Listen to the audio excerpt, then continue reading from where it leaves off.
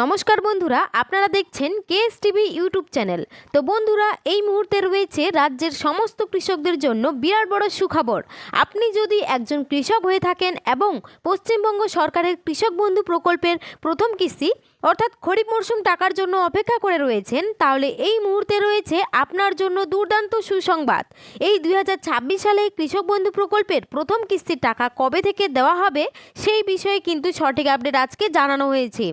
এছাড়াও কোন কোন জেলায় আগে টাকা দেওয়া শুরু হবে সেই বিষয়েও কিন্তু জানতে পারবেন আজকের এই ভিডিওটিতে।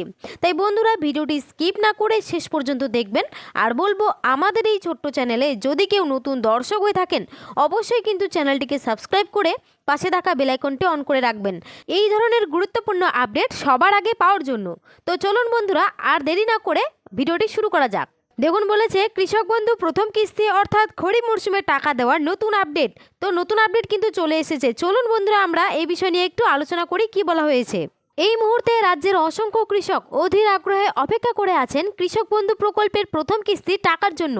বিগত বছরের দিকে তাকালে দেখা যায় এই টাকার নির্দিষ্ট কোনো স্থায়ী তারিখ নেই, প্রতি বছর আলাদা সময়ে দেওয়া হয়েছে। 2021 সালে 17 জুন, 2022 সালে 27 জুন, 2023 সালে ভোটের কারণে অনেক আগেই 26 এপ্রিল, 2024 সালে 12 জুন এবং 2025 সালে 29 জুলাই টাকা দেওয়া হয়েছিল।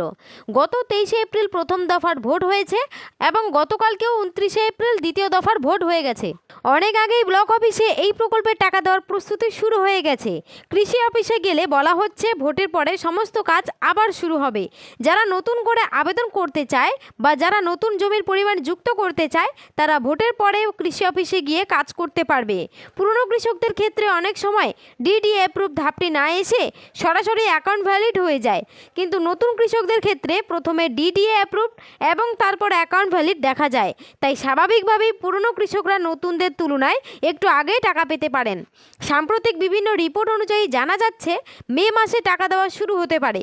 সূত্র মারফত জানা যাচ্ছে যদি আবারও তৃণমূল সরকার গঠন করতে পারে, তাহলে রেজাল্ট বেরোনোর 15 দিনের পর থেকে বিভিন্ন প্রকল্পের টাকা দেওয়া শুরু হবে।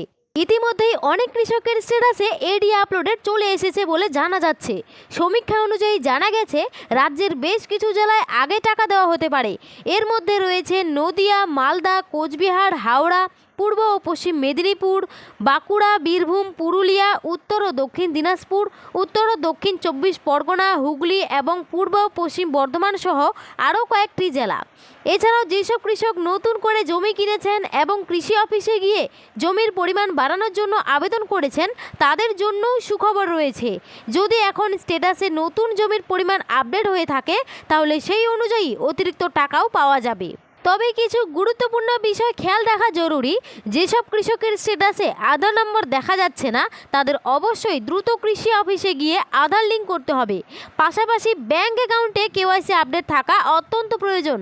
আগে রবি মরশুমে দেখা গিয়েছিল শুধুমাত্র কেওয়াইসি আপডেট না থাকার কারণে অনেক কৃষক টাকা পাননি। তো বন্ধুরা, আপনারা কিন্তু অবশ্যই ব্যাংকে গিয়ে একবার চেক করে দেখে নেবেন যে ব্যাংকের অ্যাকাউন্টের নাম্বারের সঙ্গে কেওয়াইসি আপডেট আছে কিনা। এছাড়াও সেই ব্যাংক অ্যাকাউন্টের সঙ্গে ডিবিটি লিঙ্ক করা আছে কিনা, কারণ দেখা গেছে সরকারি এখন বিভিন্ন প্রকল্পের টাকা কিন্তু এই ডিবিটি লিঙ্কের মাধ্যমেই দেওয়া হচ্ছে। তো বন্ধুরা, এই ছিল কৃষক বন্ধু প্রকল্প নিয়ে একটি ছোট্ট আপডেট। যদি আপনাদের ভিডিওটি ভালো লাগে অবশ্যই একটি লাইক করবেন। আর আপনারা কে কোন জেলা থেকে আমার এই ভিডিওটি দেখছেন অবশ্যই কিন্তু কমেন্ট বক্সে কমেন্ট করে জানাবেন।